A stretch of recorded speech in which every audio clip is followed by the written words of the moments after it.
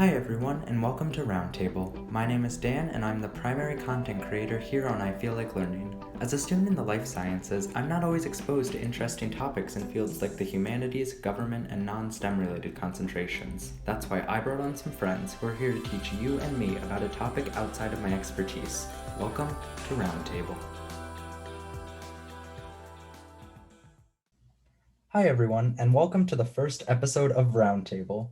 As you just heard, this series is going to be a place where we'll discuss and learn about a topic that I'm not too familiar with. To help me, I'm joined today with some of my personal friends, Olivia and Deeraiya. Why don't you guys introduce yourselves? Hi guys, I'm Olivia. I'm currently a junior at Gettysburg College, and I self-designed my major, so it's a mixture between philosophy, poli-sci, and classics, and I'm a Jewish studies minor. Hi all, my name is Deeraiya. I'm a senior at Rutgers, New Brunswick, studying political science and religion with a minor in South Asian studies. So, as you can see, they're studying a bunch of different things than me. Olivia Deeraiya and I were actually all enrolled in the same specialized law program together in high school. And I'm pretty sure that both of you guys are still planning on going on the law school route, right? Like, and I'm one of the only ones who kind of switched to a more STEM and science-based college education. Yeah, so actually I'm in the midst of the application process right now, so I've been interviewing at a bunch of different schools, so we'll see how that goes. Oh, well, best of luck. Yeah, and I'm a year behind Deeraiya, so I'm not in that spot where I'm applying yet, but I'm doing some LSAT prep and things like that.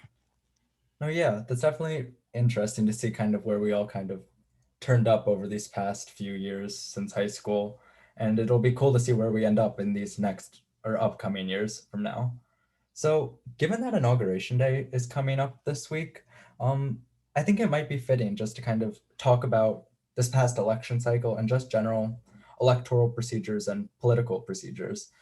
Since that law program that I was talking about, I personally haven't really been exposed to any of these topics in years now. My brain is all filled with study of life, chemistry, physics, math, all that stuff.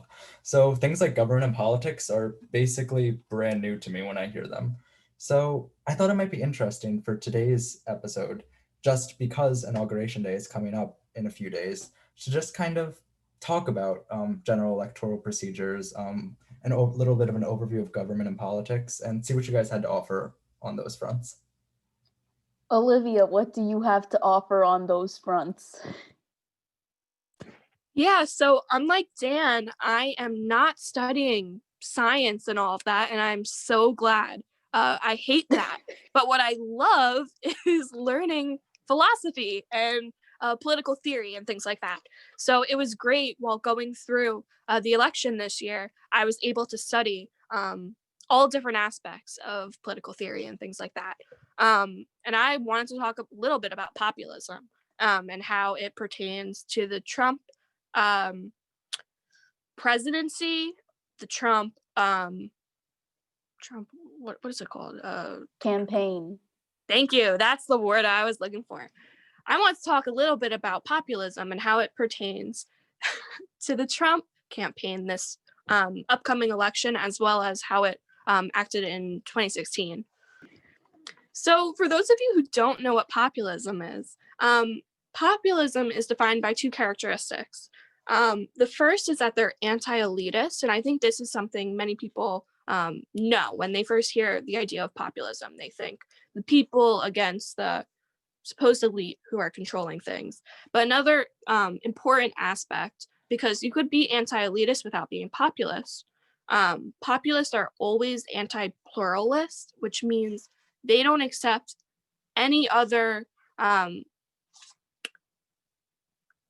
sorry, because populists claim that they are the only group that truly represents the people. So this idea that for the Trump administration and the Trump fan base, Trump voters rather, um, there's this idea that if Trump isn't elected, it's not a fair election because the people didn't vote for him. Because in their eyes, they are the people, and the people voted for Trump.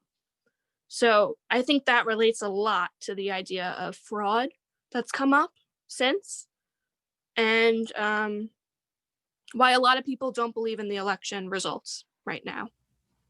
Okay, so Olivia, how do you think that this impacts the confidence, the public confidence that people are supposed to have in our election process and systems?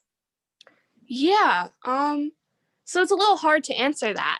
But when we look at democracy, democracy is supposed to be having everyone's voice heard and listening to the voice of the majority.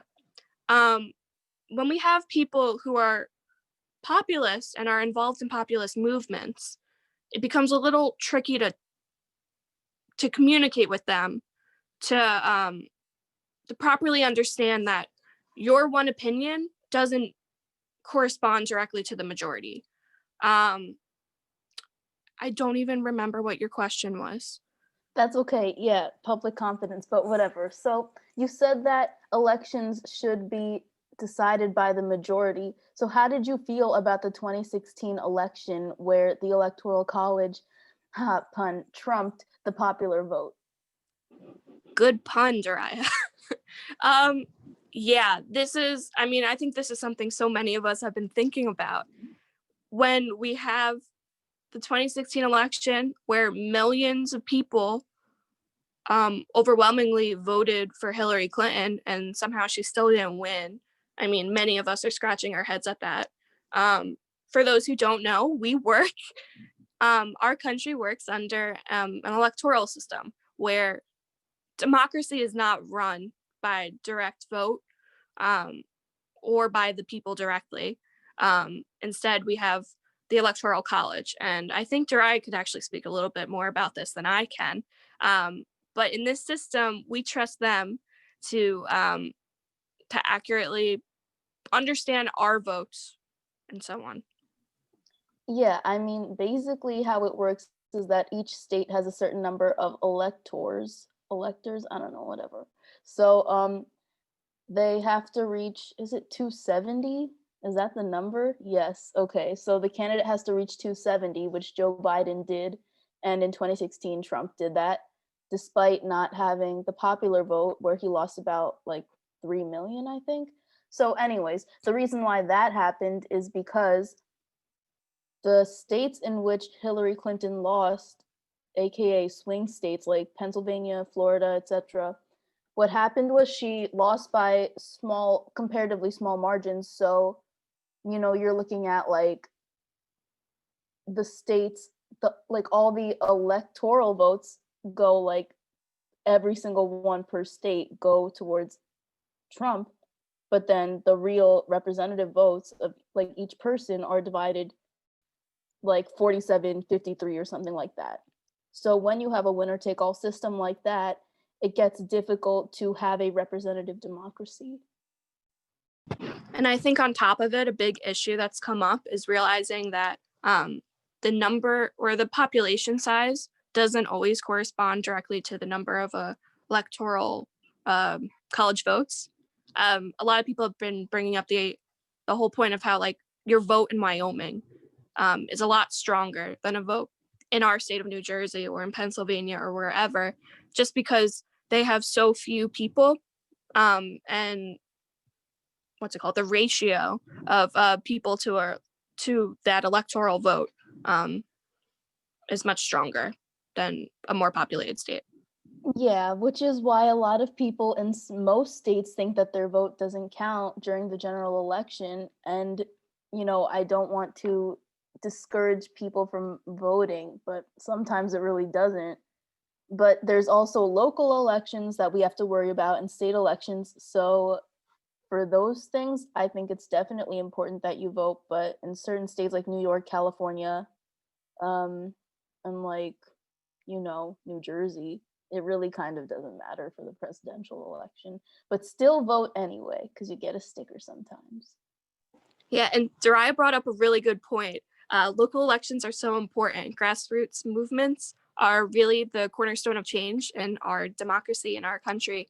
And many times those elections are just by a few thousand in the margins. So your vote really does make a difference in that sense. And even for the 2020 election, no one thought that Georgia was going to become blue, but then it did. So maybe even for presidential elections, sometimes it does matter if you want to change the way that your state has voted in the past. So kind of, I guess the overall lesson from that is you should vote no matter what. Even if you think it's unimportant, it still has an impact, right? Definitely vote. We definitely encourage that. I guess we could also talk a little bit about the history of why we have the Electoral College. Our founders put this system in place, I guess ironically, to protect the country against factions and the uninformed masses. Yeah, it's also rooted in racism. Yeah. As a lot of politics are in our country. Yes, true facts.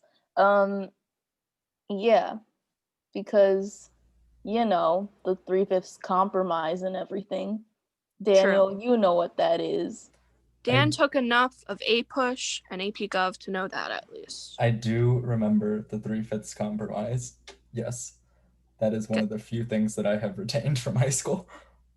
Well, that was all really interesting. It's definitely cool to hear about all this since I haven't really formally learned about this or even heard some of these terms in years now. And after only hearing snippets and stuff like that on the news and social media about things regarding the election cycle, politics, everything like that, learning about it again and kind of rehearing a lot of these terms was nice. I'd like to give a big thank you to Olivia and Deeraiya for coming on today and sitting at the virtual table with me. It was a lot of fun, so thanks, guys. Thanks for having us, Dan. Thanks, Dan, for having us. This was really fun. Yeah, thanks, guys.